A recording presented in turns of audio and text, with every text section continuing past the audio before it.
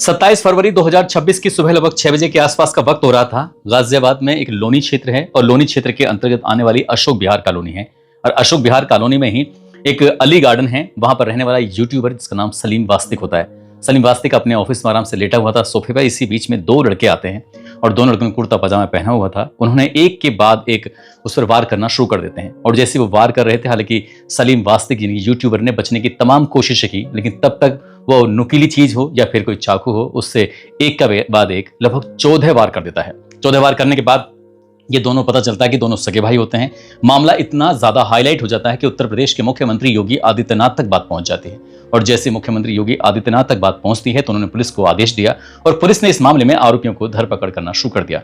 आखिरकार दोनों भाइयों का एनकाउंटर हो जाता है। इनके एनकाउंटर में दोनों भाई ढेर हो जाते हैं और इसके बाद ये घटनाक्रम जो होता है वो सोशल मीडिया के अलग अलग प्लेटफॉर्म पर बहुत तेजी के साथ वायरल होने लगता है।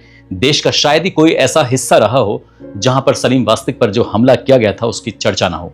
इसी बीच में लोग जहां देखो वहां इसी बात को लेकर चर्चा कर रहे थे और एक व्यक्ति ऐसा होता है कि इस वीडियो को बार बार रिमाइंड कर देख रहा था। बार बार उसकी जो बहुत सारे वीडियो सोशल मीडिया के अलग अलग प्लेटफॉर्म पर पड़े हुए थे उन वीडियो को देख रहा था। देखकर उससे बहुत ज्यादा आश्चर्य हो रहा था, यकीन नहीं हो रहा था। वो तभी एक नजदीकी पुलिस स्टेशन होता है और वहां पहुंचने के बाद कहता है कि साहब, जिस व्यक्ति पर हमला किया गया है, दरअसल जो व्यक्ति जिंदगी और मौत की जंग लड़ रहा है हॉस्पिटल के अंदर, इस व्यक्ति को मैंने देखा है। ये तो लगभग 26 साल पहले मर चुका है। मरा हुआ व्यक्ति इंटरनेट पर इसका पुनर्जन्म हुआ है। क्या मामला है क्या नहीं।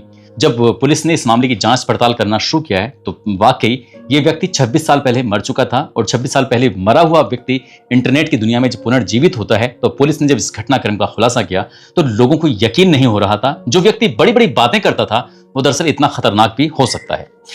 आदाब, नमस्कार, सत श्री अकाल। मैं उस्मान सैफी। राष्ट्रीय राजधानी दिल्ली में एक दरियागंज इलाका है, यहीं पर रामजस स्कूल है। सेकंड शिफ्ट में पढ़ने वाला एक बच्चा जिसका नाम संदीप बंसल होता है, जो कि उस इलाके के सीमेंट का कारोबारी का बच्चा होता है। ये तारीख थी 20 जनवरी साल 1995।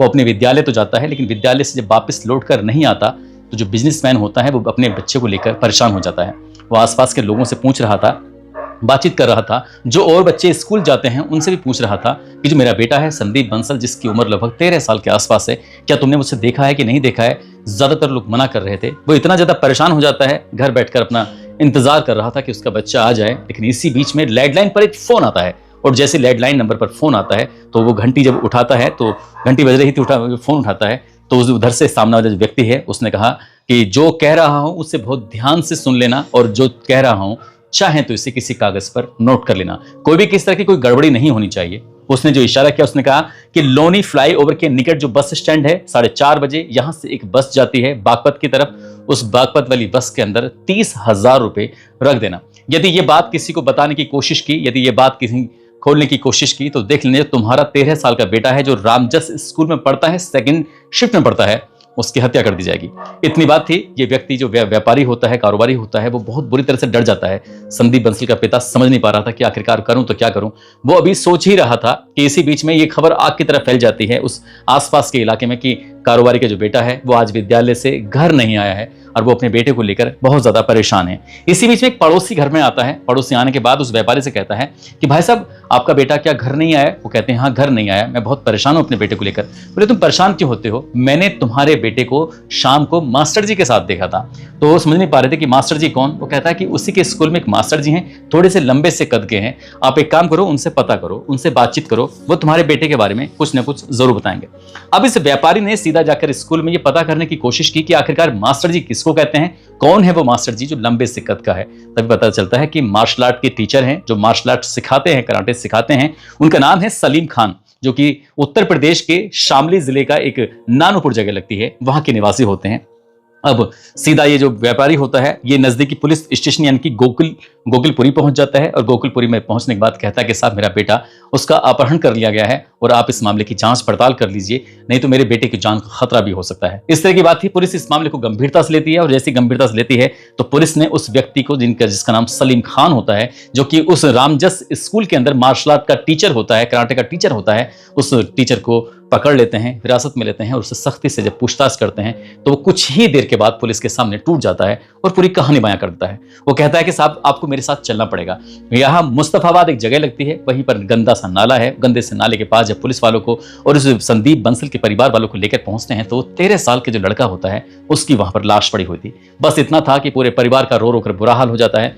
अब पुलिस ने इस मामले की जब जांच पड़ताल करना शुरू किया है तो सलीम खान के साथ उसका एक और साथी होता है जिसका नाम अनिल होता है। तो अनिल को गिरफ्तारी के लिए तमाम दबिशें दी जा रही थी, लेकिन 4 फरवरी साल 1995 को वो कोर्ट में जाकर सरेंडर कर देता है और जो हाजिर हो जाता है पता चलता है कि लैंडलाइन पर फोन करने वाला यही व्यक्ति होता है जिसने पीसीओ से फोन किया था। पीसीओ वाले ने भी उसको पहचान लिया, तस्दीक हो जाती है। उसके बाद फिर उसकी निशानदेही के आधार पर उस संदीप जो बालक होता है उसकी हाथ की घड़ी मिल जाती है, उसका स्कूल का बैग उसके पास मिल जाता है, स्कूल का टिफिन जो होता है जिसमें वो खाना लेके जाता है वो भी मिल जाता है। पुलिस ने इन दोनों को गिरफ्तार करने के बाद जेल भेजा और जब जेल भेज दी जाते हैं तो फिर ये मामला अदालत में पहुंच जाता है। पुलिस चार्जशीट लगाती है और 5 अगस्त साल 1997 की बात है, कड़कड़ डूमा जो कोर्ट है दिल्ली का, वहां से इन दोनों आरोपियों को आजीवन कारावास की सजा सुनाई जाती है और कहा जाता है कि जब तक जिंदा हैं तब तक सलाखों के पीछे रहेंगे।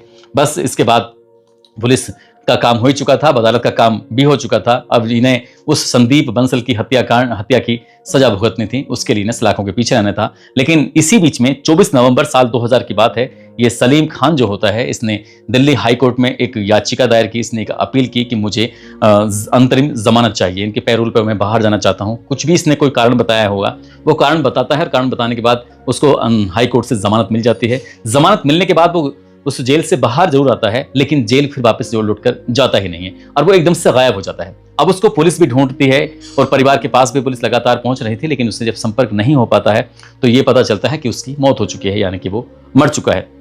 और वक्त का पहिया आगे बढ़ना लगता है। जैसे जैसे वक्त आगे बढ़ रहा था लेकिन सलीम जिंदा था। उसने अपने मरने का एक ढोंग रचाया, नाटक किया, स्वांग किया और वो इधर से उधर, कभी हरियाणा के करनाल में, कभी तो अंबाला में, कभी शामली में, कभी मेरठ में, कभी मुजफ्फरनगर में, कभी गाजियाबाद में, इस तरह से वो अलग अलग जगहों पर रहता था, अलग अलग ठिकाने बनाकर रहता था। ये वो दौर नहीं था जिस दौर में अब फिलहाल सोशल मीडिया का दौर है। लोगों की सूचनाएं एकदम से पूरी दुनिया में कहीं भी फैल जाती हैं, कहीं भी पहुंच जाती हैं। ये वो दौर था जब सोशल मीडिया का कोई जमाना नहीं था। अगर कोई चाहे छुप ना चाहे तो आराम से छुप सकता था। वो ऐसे ही छुपता हुआ घूम रहा था और उसने अलग अलग जगह पहचान बनाते हुए उसने साल 2010 में एक नया ठिकाना बनाया उत्तर प्रदेश के गाजियाबाद में, और गाजियाबाद में वो रहना शुरू कर देता है। लेकिन यहाँ रहकर वो मौलवी का काम करता था, यानी कि मस्जिद का इमाम बन जाता है, मौलवी बन जाता है, लोगों को नमाज पढ़ाना शुरू कर देता है। वक्त और भी आगे बढ़ रहा था और उसने इस्लाम की कुछ जो बारीकियां थी, इस्लाम की बारीकियों को सीख लेता है और उन बारीकियों को सीखने के दौरान ही उसकी भी शादी वादी भी हो जाती है, सब कुछ, उसका बच्चा भी हो जाता है। उस बेटे का नाम रखता है उस्मान खान और उसकी पत्नी भी होती है। अब इस बीच में जो बारीकियां सीख रहा था तो इस्लाम के अंदर जो कुछ बुराइयां उसने तलाश करना शुरू कर दिया, और जैसे बुराई तलाश कर लेता है तो यहीं से उसका इस्लाम से, यानी कि इस्लाम धर्म से मोह भंग हो जाता है। और मोह भंग होने के बाद फिर ये कभी तो मोहम्मद साहब पर टिप्पणी करने लगता है, तो कभी कुरान शरीफ पर टिप्पणी करने लगता है, तो कभी ये ट्रिपल तलाक पर टिप्पणी करने लगता है, कभी हलाला पर टिप्पणी करने लगता है। इसलिए वो लगातार ये टिप्पणी करता था। और एक दिन ऐसा भी आता है जब इसने अपने नाम के आगे एक्स मुस्लिम सलीम वास्तविक नाम रखा था, जो उसने अब प्रचार प्रसार करना शुरू कर दिया। सोशल मीडिया का युग आ जाता है, सोशल मीडिया पर भी ये एक्टिव हो जाता है, तो अपनी भी कुछ वीडियो बनाता था।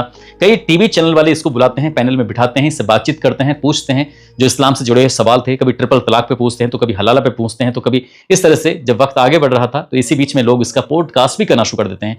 जैसे जैसे ये पॉडकास्ट में आता है तो इसमें कुछ अजीब तरह की भाषा में बात करता था और बहुत ज्यादा कुछ ऐसी बात करता था कि इस्लाम धर्म के मानने वाले लोगों को सलीम वास्तव की बात बिल्कुल भी पसंद नहीं आती।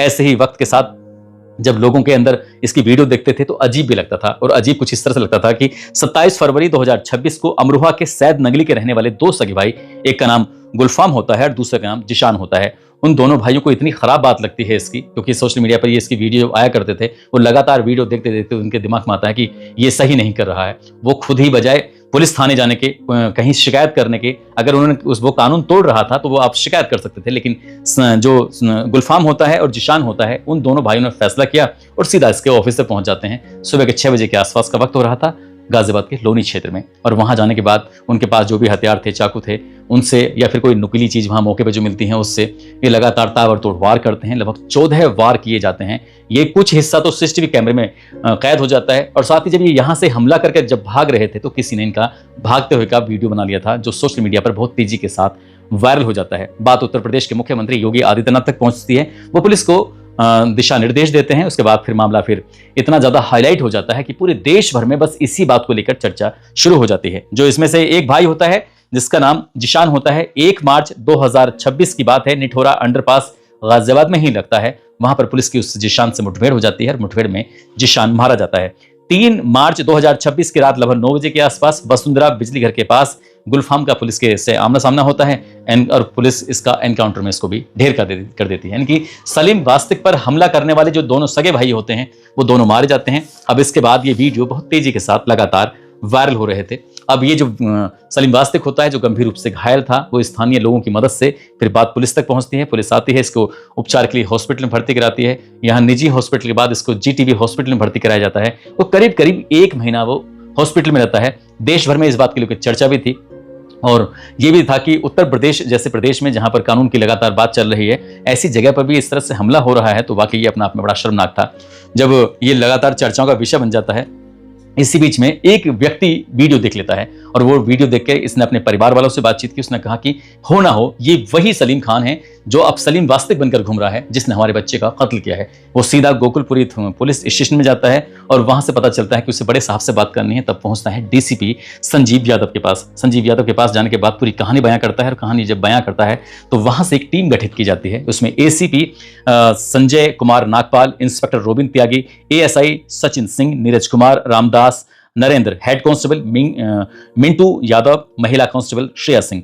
ये टीम लगभग 1 से 2 सप्ताह तक भेष बदल कर रहती है। ये जांच पड़ताल करती है क्या सलीम खान ही सलीम वास्तिक है, सलीम वास्तिक ही सलीम खान है, या बिल्कुल दोनों अलग अलग नाम है। जब पुलिस ने गोपनीय रूप से इस मामले की जांच पड़ताल की तो पुराने फोटोओं से मिलान किया, साथ ही जो उसके हाथों के जो फिंगरप्रिंट थे और फिंगरप्रिंट का जो मिलान किया तो वाकई पता चलता है कि ये तो वही सलीम खान है जिसने साल 1995 में संदीप बंसल नाम के बच्चे का मर्डर कर दिया था, फिरौती के लिए मर्डर कर दिया था।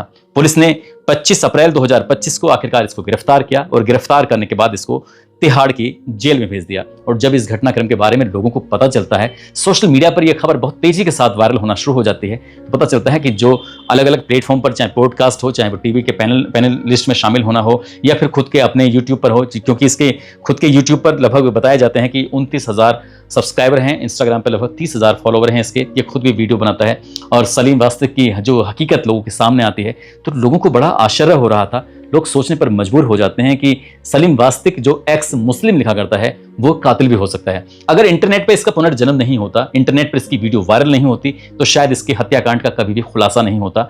अब फिलहाल जो बाकी की जिंदगी है, क्योंकि उसे उम्र कैद की सजा सुनाई गई थी। साल 2011 में जब हाईकोर्ट मामला पहुंचता है तो हाईकोर्ट भी इसकी सजा को बरकरार रखता है। अभी उसके पास सुप्रीम कोर्ट है और भी कई चांस हो सकते हैं, आगे क्या कानून कहता है क्या नहीं, लेकिन इसने कत्ल किया है और कत्ल के लिए ये फिलहाल सलाखों के पीछे भेज दिया गया है ताकि अपनी बाकी की जो जिंदगी है वो तिहाड़ जेल में गुजार सके।